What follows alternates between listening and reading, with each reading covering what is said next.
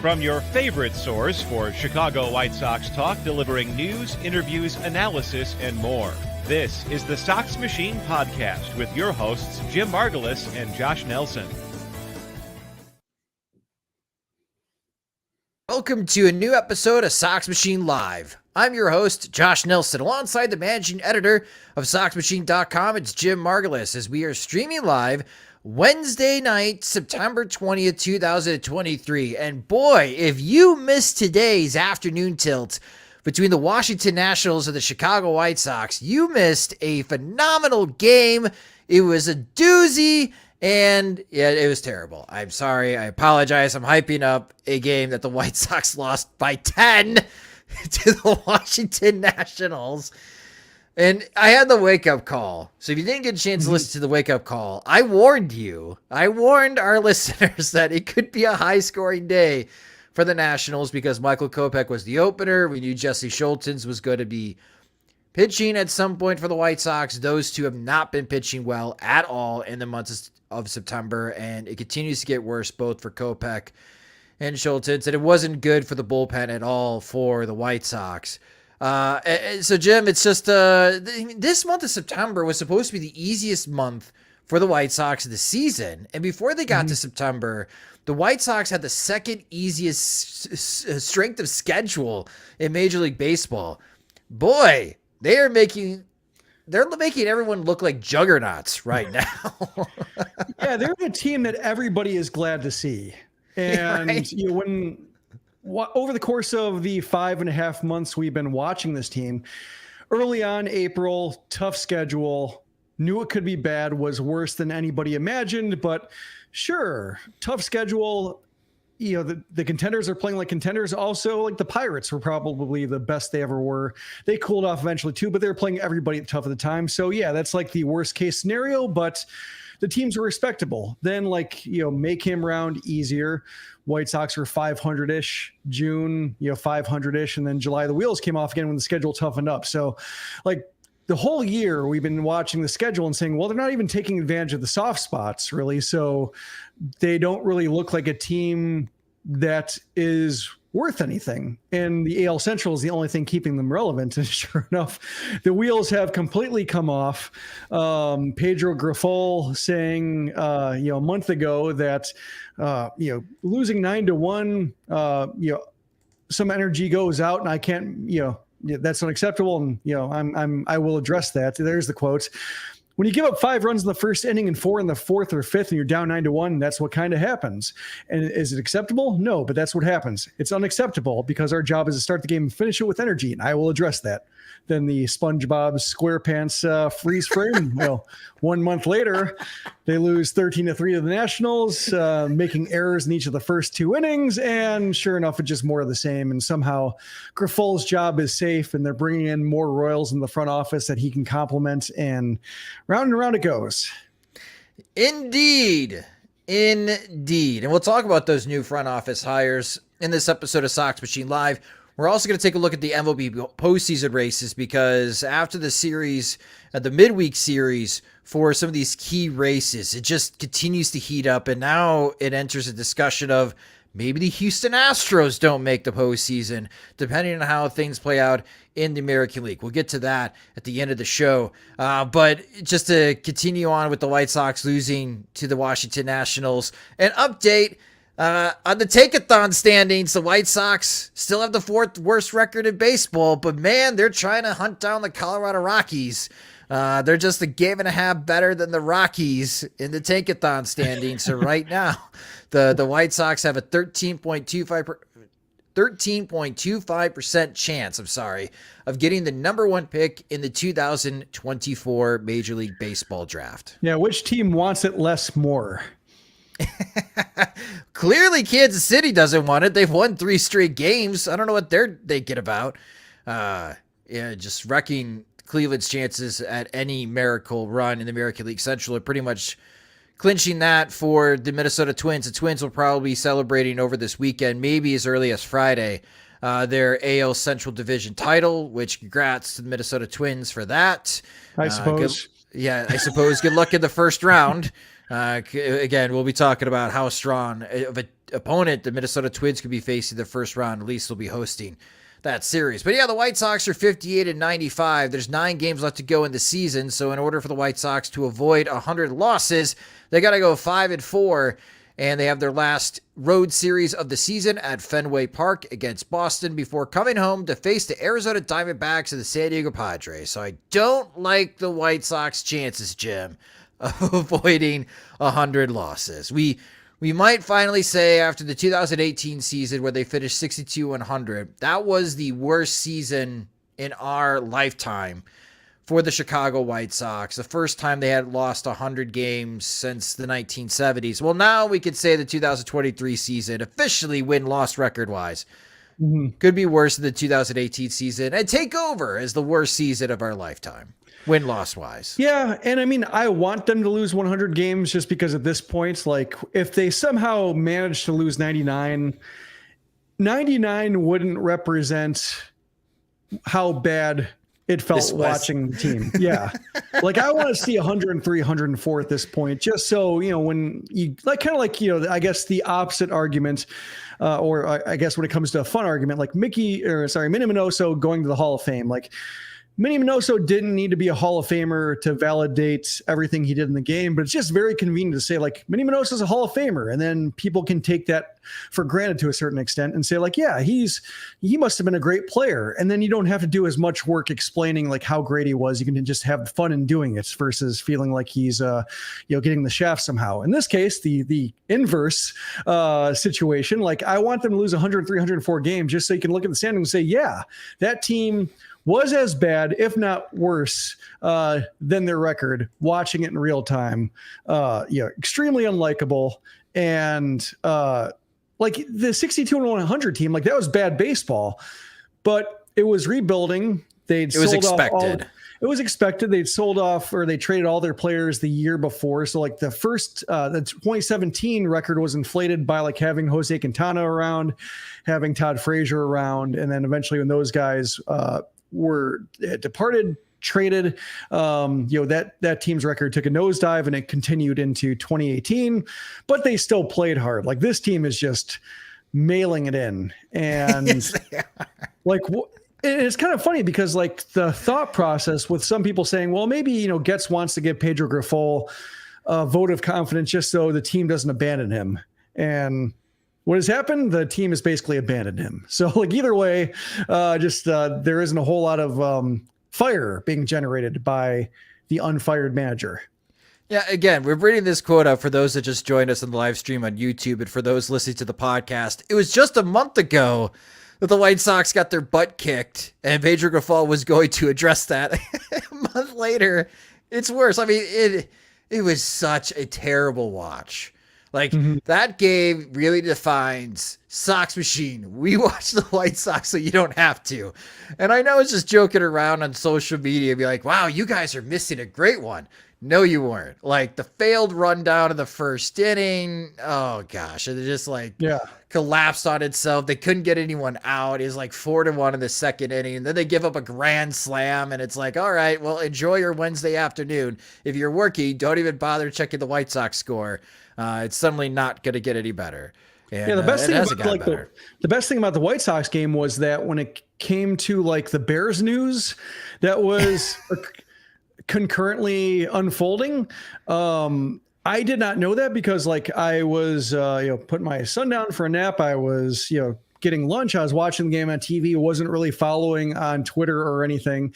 Just had the game on kind of in the background as I was going in and out of the room. And so like, as I was getting ready to shut down from the game and write the recap, all of a sudden I opened Twitter just to see if there are any quotes or anything I need to see going into the recap. And all of a sudden I see all the Bears news. So I think that was the one benefit of the White Sox playing. Although I think I saw that John Greenberg was saying like that ESPN 1000 should have ditched the White Sox game just for the ratings of covering the Bears because they just had to tolerate the White Sox being on the airwaves while 670's score is just basically live streaming this mess and all the rumors running around it. It was it was I guess the Bears might have benefited a little bit, but that doesn't really benefit the White Sox at all, losing the way that they did. Yeah, I mean, John Greenberg's right. ESPN should have been like, and we're done with this. We got breaking news out of Hallis Hall. Yeah. Or we have technical difficulties with the truck at the ballpark. We can't hear you. Yeah.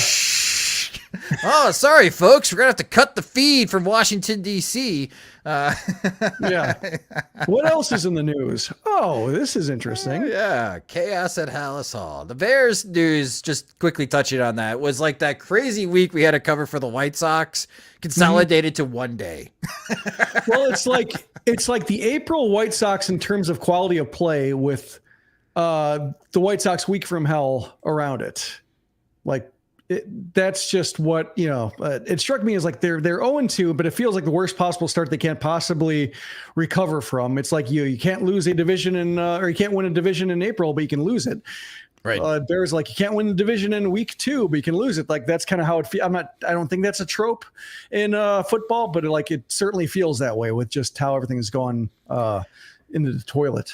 No, it is a thing. It's really difficult for teams that start 0-2 to make the playoffs for some weird reason. I'm not going to say there's so many games. Obviously, there's far more games in baseball, but like there's 14 or 15 games left to go in the season, depending on how far back you want to look at. But yeah, teams that start 0-2 just trip over themselves, and a lot of times they really struggle to recover. So that's your Bears talk and NFL talk. As we're aware of what's going on elsewhere in other sports. So let's talk about Chris Getz's new hires, and wasn't expecting this type of news to be dropped during the Tuesday night game in which the White Sox were ahead, and then Brian Shaw gives up a 3-run homer, and then the White Sox eventually lose 4-3 because Yohan Moncada and Luis Robert are the only ones hitting in that game. And Josh Barfield, Brian Bannister, Gene Watson added to the White Sox front office. And let's take a look at Josh Barfield first, Jim, because he was the first one to be announced to the White Sox front office. And Josh Barfield is going to be assistant GM to Chris Getz for the Chicago White Sox.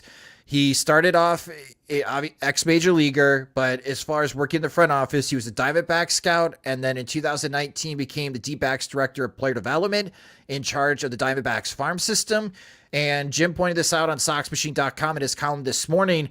The Diamondbacks farm system has been really good the last 4 years. They have been a top 10 farm system, and obviously they are reaping the benefits of building one of these top farm systems with the way that they're playing and still in postseason contention, and they still have some promise in some upcoming years. So Josh Barfield has done a very good job in Arizona with the player development side. And now he joins the Chicago White Sox. And Jim, when it comes to Josh Barfield, like what's the hope here for the Chicago White Sox as he becomes an assistant GM?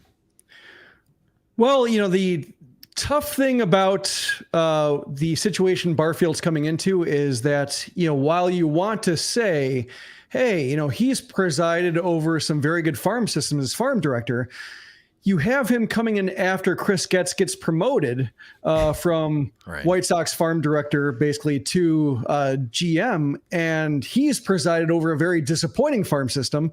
And the people who are supportive of Getz, or at least saying like, yeah, he might have a chance to be successful at this, are saying, well, farm rankings really aren't a reflection of the farm director. They're more a matter of like who stocks the farm system, scouting and so forth. So like, that's one thing I wish that like, somebody else besides Getz were in charge, just so I didn't have that kind of conflict in my head trying to negotiate. Like, why is it true for one, not the other? One's probably a case of, maybe it is true. And Barfield doesn't deserve a whole lot of credit with what's going on in Arizona, aside from just, being a part of it, but also not driving the talent acquisition part. My hope is that one, he's refreshingly independent of the Royals, which is nice. Like no ties there. He like looking at how the White Sox might have known about him. Like the clearest one is that he was with the Diamondbacks while Tony La Russa was there. Dave Stewart was GM at the time, and Dave Stewart was considered his mentor. And Dave Stewart and Tony La Russa are real close. So if the White Sox were looking for somebody, that might have been a case of Tony La Russa saying, "Hey, I know a guy," and making it happen. But with Barfield, like he's young, 40 years old. So like all of a sudden the White Sox front office is younger. So hopefully that means, less stuck in their ways, or they don't have ways to be stuck in, more open-minded. So there's that. Also, like if the White Sox are trying to get more athletic and in a way that actually matters, like playing good defense, getting on base, like the Diamondbacks have a very athletic team. Like they have so many outfielders that they're able to trade one of their plus defender outfielders in Dalton Varsho to solve their catcher problem.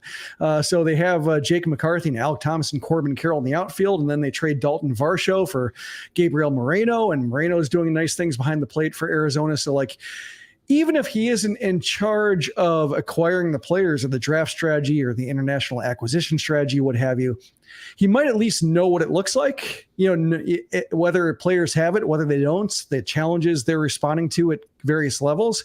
He might have a sense of like, this isn't good. Or in the case of like, maybe if the White Sox actually, do hit on, like say George Wolkow or something like that, like coming up and said like, yeah, we can push him because he reminds me of this guy, like having a little bit of some context independent of the White Sox, independent of the Royals, that might actually help the White Sox determine what actually makes an athlete a good ball player. Yeah, really good points, Jim. And unlike the draft front, feeding into the farm system, I'm assuming Josh Barfield is going to be making that next step, not just paying attention and scouting your own system and providing recommendations or game plans for these players to develop into major leaguers. Now for Barfield himself, taking this new job as assistant GM, acquiring those types of players. And it makes me wonder what kind of relationship that he could have with Mike Shirley, because Mike Shirley is responsible as the director of amateur scouting to be drafting these future athletes to be added into the White Sox farm system. And looking at the White Sox farm system, there are some athletes, Jim, but there's not a ton of athletes because the White Sox were aiming the last decade for more polished players, with the exception of like Colson Montgomery, who was an athletic prep shortstop that they took in the first round and is their best prospect right now. But they kind of moved away from the prep direction, even after drafting Noah Schultz, which you talk to a lot of people who cover as far as farm rankings across baseball, and they like Noah Schultz to be the second best prospect for the White Sox. They went the Jacob Gonzalez route because he's a polished college player. But as soon as Rick Hahn and Kenny Williams leave, then you hear the rumors that you didn't really know who was actually in charge of the draft room. If Kenny Williams walks in and decides we're taking this guy, well, then you're taking that guy. Like, all the work that Mike Shirley may have done goes out the window. The guy that he actually prefers is not who they actually take. And so is life as a director of amateur scouting under Kenny Williams and Rick Hahn. That's why there's been so much shuffling over the 10 years that we've been podcasting together. Or Jeremy Haber, as Keith Law mentioned. Or Jeremy Haber randomly involved. And how will Barfield relate to Jeremy Haber is the question I have. In terms of like assistant GM, is one over the other? Is Haber still around? That sort of thing. Right. Haber's more of a contract guy, but unless he was a contract guy masquerading as somebody who knew something as talent, which, maybe the White Sox did because they were so confused as decision makers. So, with the White Sox stressing Chris Getz as like the single decision maker, hopefully, his deputies underneath him are also like allocated in a way that makes their divisions and their departments very clear. So with Barfield, I think he's more, I would say, into the future. I'm assuming here the future of acquiring more athletic players, feeding into the farm system, putting in well-placed development plans to take these athletic players and transform them into major leaguers. That is my assumption based on his past experience with the Arizona Diamondbacks, and also another hire that the White Sox made. We'll get to him in a moment. But you listed this next hire in Brian Bannister, the son of former White Sox pitcher Floyd Bannister, as the most interesting of the three hires, as Brian Bannister becomes the director of pitching for the Chicago White Sox. And this is not a new role for Brian Bannister. And he was one of the first ones in Major League Baseball, as when Dave Dombrowski was running the Boston Red Sox, gave Brian Bannister the role of director of pitching development with the Boston Red Sox, and eventually got to a VP role within the Boston Red Sox. And then he took over the same type of role with the San Francisco Giants starting the 2020 season all the way through the present, before now joining the Chicago White Sox as the director of pitching development. And in the book, The MVP Machine, which I have it right here on the desk as I was reading as far as the chapter, The Conduit, there's a chapter featured on Bannister's early work with the Boston Red Sox, and specifically with Rich Hill. And at that time, it was revolutionary, taking TrackMan data in 2016, this brand new technology, sitting down with the veteran and convincing the veteran, you need to pitch differently, you need to throw your curveball more. And 7 years later, Rich Hill is still pitching in the major leagues, Jim, taking that advice and taking the adjustment that Brian Bannister had him do. And Hill is still in the majors. And one thing that I noticed in MLB Network in a past interview was last year, is that Bannister really focuses on being ahead of the curve and implementing changes with the pitchers, plan of attacks that no one else is doing. He never wanted to play catch up, especially with the Boston Red Sox and the San Francisco Giants. They wanted to set the standard. And we've been talking about this again, 10 years podcasting together. It's always felt like the Chicago White Sox are trying to catch up with everybody else in Major League Baseball. Now with this hire, maybe it's an opportunity that the White Sox not only catch up, but they could set new trends with Bannister in the fold. Yeah, it's like they're trying to catch up to where teams were, and they have their heads down. They get there and realize, like, oh, we're 5 years behind again because these trends have moved on. Bannister is like, I'm like going back to his playing days when he was at the Royals. He was one of the first players who like was conversant in Pitch FX and really dug into what he was doing. Him and Zach Greinke were, Zach Greinke was very arm talented, whereas Bannister, his fastball was like 88. And so like they both approached it in different ways. Greinke like using it to get the most out of his super talent, and Bannister using it to try to just get by. And he had like 5 years in the majors, which is probably 5 years more, at least 4 years more than he probably should have in another organization where he was never introduced to, what he was doing and what made him possibly passable as a pitcher. So he's had a long run in this, and he's been an evangelist. And the White Sox have had somebody like him in the farm system with Everett Teaford, being that former player who really enjoyed this, digging into numbers himself and enjoys passing it along, like Danny Farquhar, talking to him. Like I was asking him about when he was a player and he was considered a future pitching coach. I said, it's one thing to say that, but then it's another thing to actually be responsible or have a say in the careers of other people. It's one thing just as a colleague to say hey, try throwing a curveball this way. And then another thing to say hey, you should throw this more because it's going to, change your results, and you need buy-in. He said buy-in is a lot easier than it was when he was a player, just because the numbers speak for themselves and everybody knows at least a little bit about analytics, being fastball moving up, spin rates, kind of breaks and such that they need to accomplish on their pitches, tunneling and so forth. Everybody's conversant to a certain degree to where it's no longer a real task to try to convince people to win them over on pitching counterintuitively. The numbers say what they say, and if the results say what they say in terms of a pitcher underachieving with what he has, they tend to be pretty open-minded. So Bannister doesn't really have to reinvent anything here at the White Sox, or I don't think he needs to change course too much. It's just probably more of a matter of the White Sox have always been very top down. Don Cooper was the guy when it came to setting the agenda for the entire organization, and who even amateur scouting and pro scouting acquired to bring into the system. Who could Don Cooper teach a cut or two was mainly the way they acquired guys. And then with Ethan Getz, I think it's similar, maybe a little bit more collaborative. Katz doesn't seem to be the kind of personality that Cooper was, but still, like, nobody is above Katz telling him what to do. And if Katz is going to keep his job, and I assume he is, just because like Bannister and Katz overlapped for a year in San Francisco. Bannister was the director of pitching development. Katz was the assistant pitching coach. So I imagine they, know each other to a certain degree and have worked with each other before and maybe enjoyed working with each other. Maybe Katz gets more taken off his plate and is more about just managing the pitchers he has on, the 13-man staff, or maybe like the 15-man staff if they have a couple guys shuttling up and down. And Bannister is more or less the guy who says, like, I'm going to worry about everybody else, and I'm going to be setting the to-do list or the plans of attack for the pitchers we just got.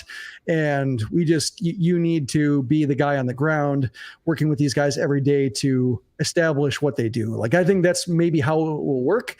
I'm curious what his title is going to be, just because, like, the White Sox don't seem like the place to go if you're doing a lateral move. Like, so does he get like a VP? Does he get like a, assistant GM type job? Or is this like an example of like Chris Getz? They overlapped with Kansas City. Is this a case where Chris Getz does have some personal appeal with who he's worked with and who he's, knows through the professional ranks? Like, possible. Can't rule it out. So I'm very curious when he's introduced to see like exactly what he's doing, what his title is, and why he would go from the Giants to the White Sox when there really isn't a whole lot of professional reason, unless he just really like fixing stuff up. Well, he's going to have a couple of projects, right? Specifically with Dylan Cease and Michael Kopech, and having to get these guys back on track. Dylan Cease might be an easier project than Michael Kopech. Michael Kopech's a disaster right now. Moving him to the bullpen has not fixed anything. If anything, it's made matters worse, and now I don't know what you do with Michael Kopech. So out of these hires, I am excited to see what Bannister does bring into the fold. There's a lot of work to be done for the White Sox on the pitching front. Right now, they're just trying to survive and get through this season, and we'll see in how much money Jerry Reinsdorf is willing to give Chris Getz to add to the player payroll in trying to rebuild a starting pitching staff on the fly. Because if Jerry Reinsdorf hired Chris Getz or promoted Chris Getz because he did not want to rebuild and wants a quick turnaround with this thing back into contention, Jerry, you're gonna have to spend money, and you're gonna have to spend money on pitching. You may have to spend a pretty penny on pitching, depending on the kind of quality that Chris Getz will need to tell you, and even Brian Bannister, and what you're going to need to win the American League Central. But at the very least, with Bannister coming in, I'm just hoping that he can implement good habits, because it just seems like some pitchers have taken advantage of either the resources the White Sox provide or going outside of the White Sox, like Codify, and try to use data to better themselves, but it's really inconsistent. It's sporadic. It's a few pitchers here and there, but not everybody. I'm hoping that with Bannister coming in, that the White Sox could just set a team standard that everybody in the pitching staff buys into it, and everybody takes this more seriously and uses the data to their advantage. Because boy, the pitchers today, using that data, they're just finding that edge to just beat out hitters every single day. And it just seems to be an easier and easier game for pitchers these days, even though with the high injury risk of what they do, that they're still making hitters look foolish and finding new ways to get them out. I'm just hoping that there's complete buy-in from the White Sox pitching staff in 2024 and beyond. Yeah, it's easier and easier for pitchers, except if they wear a White Sox uniform. Right. It seems like this last couple months, but we can make fun of that. We can I certainly, looking at the hires, not necessarily Bannister, but definitely the guy we haven't talked about yet, and just saying like more former Royals, etc. But I think a Bannister type hire is if they want to turn this around as quickly as Jerry Reinsdorf says, and it's not that just Jerry Reinsdorf's lazy, and I believe that's more the case. This is a hire that makes it easier to believe, even if you don't believe in like 2024 being a year worth anything. it's at least a case of just maybe some of 2024 will be useful. If they have like a bad first half, but by the second half, you're starting to see a roster come together or a pitching staff come together. That makes more sense to me than saying 2024 is going to be a year we can compete. But if they can make something out of it and get a head start, and here's where case where Barfield, lump him in with just trying to get like the Brian Ramos, Colson Montgomery tier of prospects involved in the 26-man roster somehow by year's end. I could see a case where like these hires help 2024, even if it's not like a miracle turnaround that results in October baseball. If Bannister can help get Dylan Cease back on track, and the White Sox are like 15 games below 500 still in 2024 at the trade deadline, then the White Sox can, I think teams would take it more seriously in their offers to Chris Getz for Dylan Cease. And because he has another year on his deal after the 2024 season, you can get a Luis Castillo type of return if Dylan Cease gets back on track to what he was in 2022 as the runner-up in the American League Cy Young. Like, that's still a pretty pessimistic way of looking at 2024, but it could be a realistic route. So I am optimistic, and I am hopeful that Brian Bannister could really help out with the White Sox pitching efforts. The third hire, I don't know, man. So Gene Watson joining the Chicago White Sox, and Watson is Kansas City Royals through and through. Started off a Kansas City Royals scout in 2006, was with the organization until 2020, becoming the director of scouting for the Royals. So he does own a World Series ring. In 2021, he became a senior advisor to the general manager of the Los Angeles Angels. That's not a great season for the Angels. In the last couple of years, Gene Watson has been the vice president of Major League Scouting for the Kansas City Royals. And one thing we know, that the Royals sure know how to scout major leaguers. I'm being sarcastic there. This is the hire that screams, we're just adding more Royals people to the organization. And this one I'm skeptical on. I'll leave the door open. Gene impressed me with the Major League Baseball, pro scouting, make some great recommendations in free agency. But Gene sounds like the guy that's going to make the Salvador Perez trade happen, Jim. He really does, in my opinion.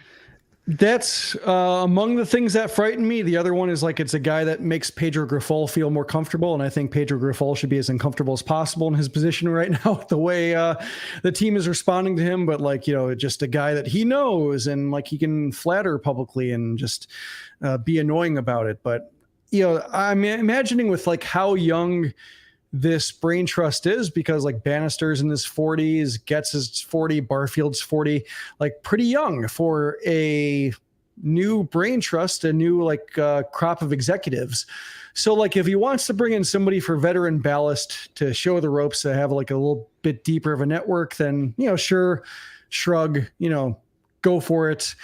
If it prevents Dayton Moore from coming aboard, like I'm for it. But good point. With Watson though, like I got to know his name because of reading Royals blogs and saying like, man, like, yeah, sure. Like they went to JJ Piccolo versus Dayton Moore, but so much of the front office is still the same, and they're getting worse and worse. And why are these guys still have the same jobs? And sure enough, like Watson gets let go, and then they hire somebody from the Braves to be their director of amateur scouting.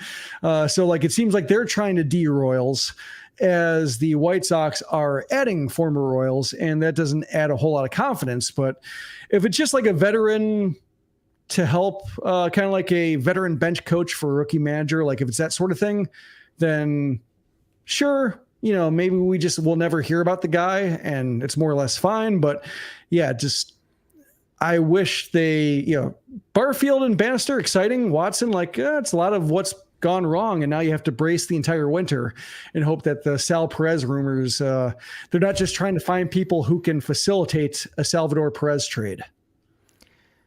I still think it's going to happen in the offseason. So with the White Sox brain trust here, as you found out when you were in Birmingham, Tony La Russa is involved.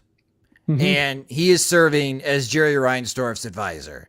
So Tony is Jerry's guy. So Tony must be going around the organization and reporting directly to Jerry, not reporting directly to Chris, or maybe he's giving sage advice to Chris Getz. But this appears to be Getz' staff so far. Josh Barfield, Brian Bannister, Gene Watson. So Getz is still the point guy, but we do have new faces joining the White Sox front office. And I'm sure Kenny Williams Jr. is not coming back, so we can miss on that whole Hamlet plot. But I was looking forward to it. Poison in the air, yeah. But we're starting to see a front office get together, and they got some tough decisions that they'll have to make in probably late October, early November, once the season ends. Again, after the World Series ends, the White Sox have 10 days to decide the future on Tim Anderson and Liam Hendriks with those contract options. So those would be the two big decisions of Chris Getz's GM career for the Chicago White Sox, unless he surprises us and backtracks and decides to let Pedro Grifol go. But I don't envision that happening right now. We're going to take a quick break, but when we come back on Sox Machine Live, we're going to be talking about the Major League Baseball postseason races. The biggest acts are visiting Chicago this summer, on top of all the baseball games and other great concerts, theater shows too. It can be quite the chore and headache trying to secure tickets to all of these shows and events.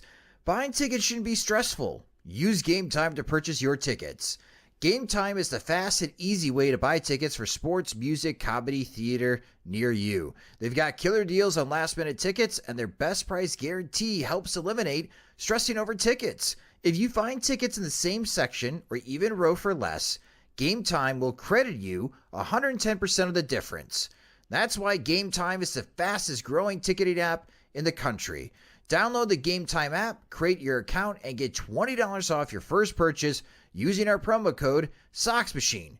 Terms and conditions apply. Again, create an account and use our promo code SOXMACHINE for $20 off your first ticket purchase. Game Time. Last minute tickets, lowest prices, guaranteed.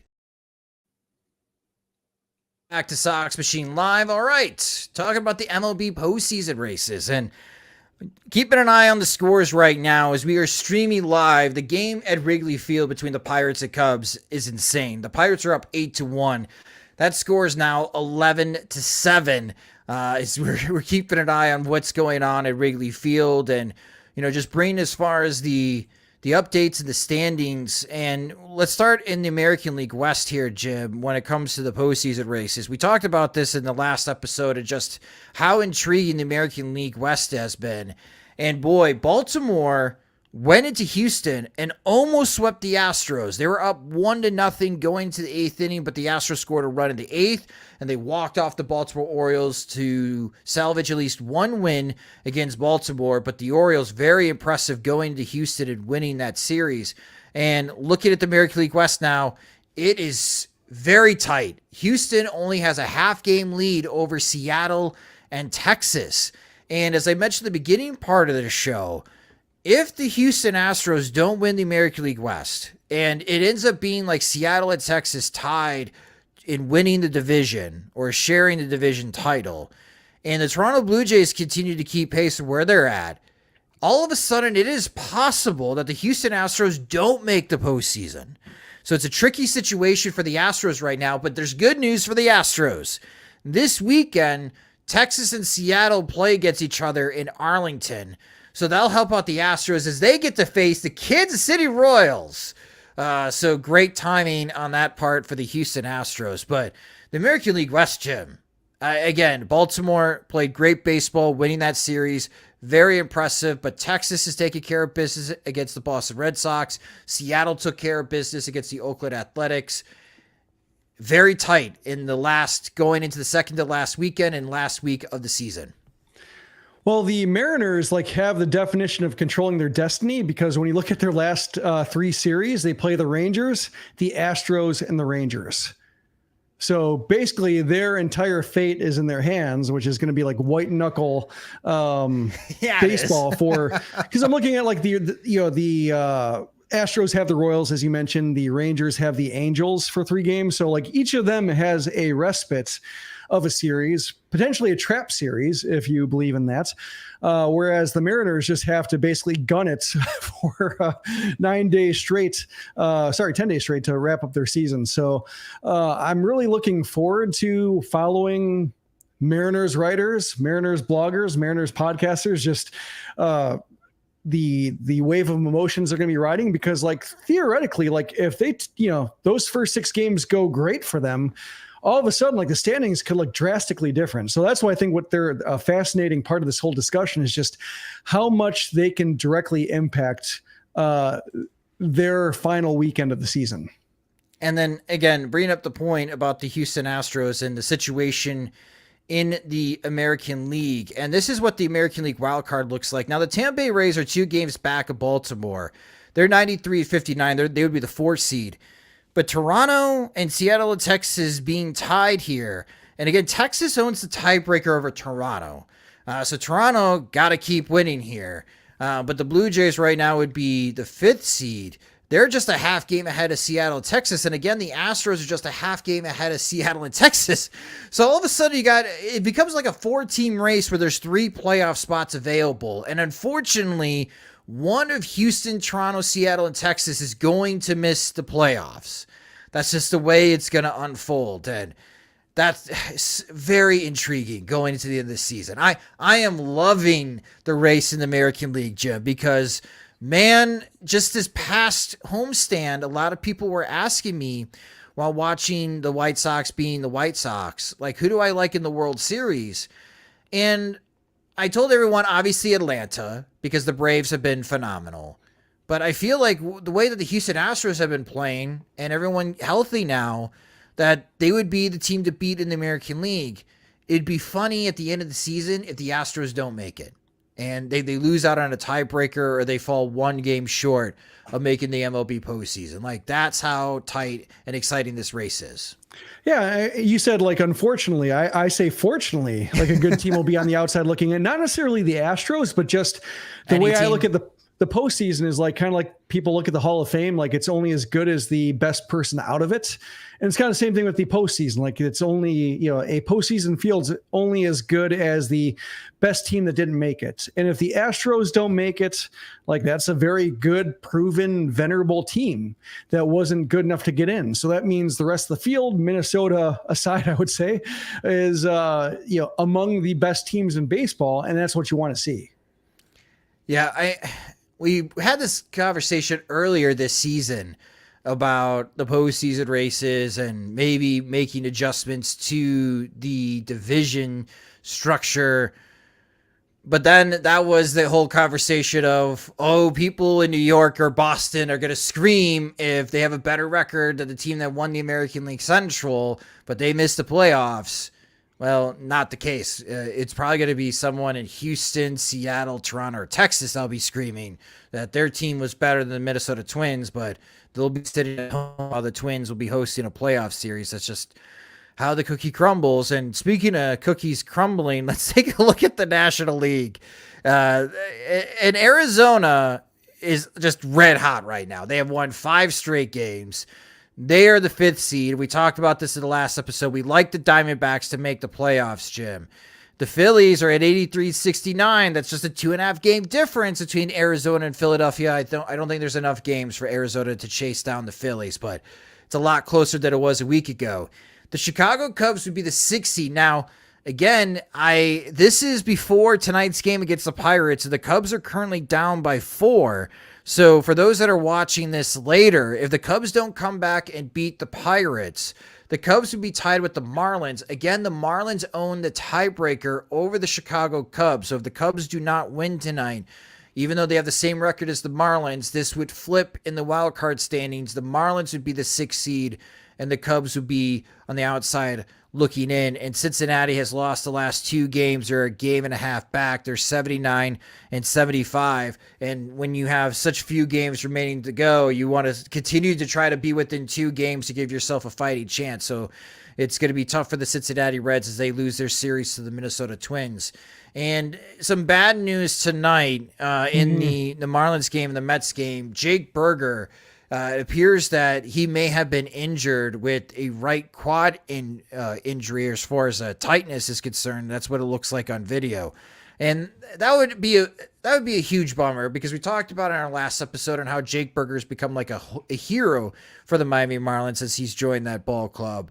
And for the Marlins to lose someone like Jake Burger, that could really impact the race, and that could be good news for the Chicago Cubs. But the White Sox here next week, when they come back home, they're going to be facing the Arizona Diamondbacks. So I guess the White Sox could play either spoiler or clincher for the Diamondbacks. Like, that's the way it could really unfold after this weekend, Jim. Well, I was thinking like spoiler for the Cubs, the way that they rolled over for the Brewers, like kind of same thing of just like, whatever, makes, the chance of no postseason baseball in Chicago more likely is the path we're going to choose. And so like, I could see them being like, just let's lose all 3 games by combined score of like 25-4, which could happen. Like, here's hoping in a way, just, to meet my 104 loss demand of just making the standings look as bad as the team was.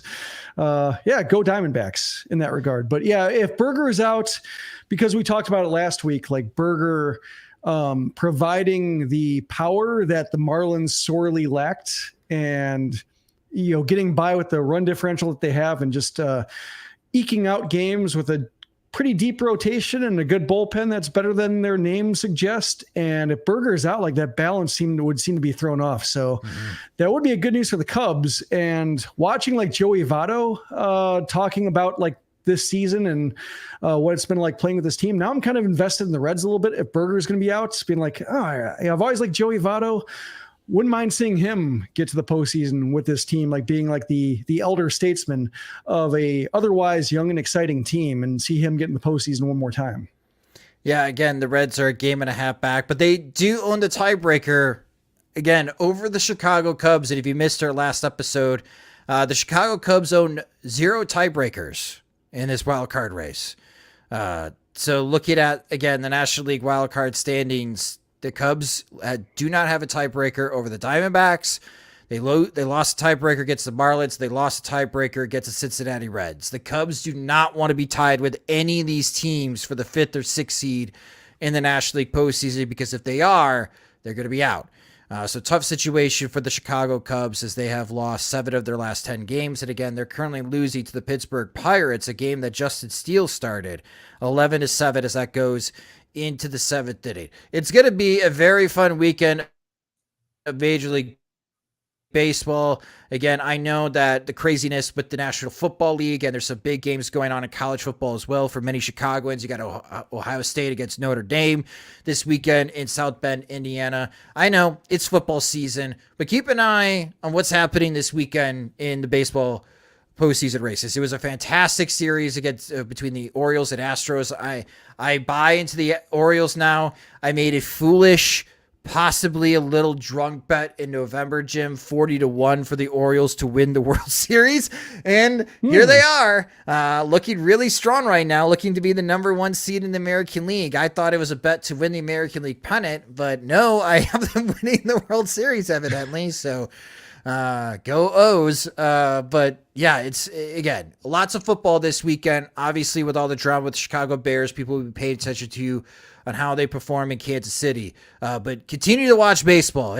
The races are awesome, and we just have 9-10 games left to go in this season. Yeah, just get to October. Get the White Sox out of the way, and you might like baseball again. Yeah, absolutely. And I'm planning on hosting some watch parties on Playback because I need a cleanse, I need to watch other baseball. I need to watch good baseball to get this bad taste out of my mouth, because again, we love this sport. We love this league. Some very exciting races are going on. I'm not letting the White Sox spoil my attitude towards what's going on elsewhere in Major League Baseball. If anything, it's enhancing it, because it's like, well, the White Sox are down by 10, flip it over to a game that matters. Yeah, and a lot of games matter, so exactly. It's enjoyable. Exactly. Well, that will do it for this episode of Sox Machine Live. Thank you to all those that watched along with us in our live stream on youtube.com/Sox Machine. And if this is the first time you're watching Sox Machine Live or any video on our YouTube channel, please subscribe to our YouTube channel at youtube.com/Sox Machine. You can also hit the like button as well on this stream. That helps us out. You can follow us on social media. We're at Sox Machine across all the platforms. You can also follow me there as well at SoxMachine_Josh. The audio version of Sox Machine Live is uploaded into our podcast feed, which you can subscribe to the Sox Machine podcast wherever you listen to podcasts, such as Spotify and Apple Music. If you enjoy our work and you want more, you can get more by becoming a Patreon supporter at patreon.com/Sox Machine, where our Patreon supporters get exclusive content, and they also receive ad-free versions of both the podcast and the website. Monthly plans start at $2, or you can save with an annual subscription. Again, sign up at patreon.com/Sox Machine. Sox Machine Live is a production of SoxMachine.com. You're on for all things Chicago White Sox baseball and part of the Blue Wire Podcast Network. Alongside Jim Margulis, I'm Josh Nelson. Thanks for watching and listening.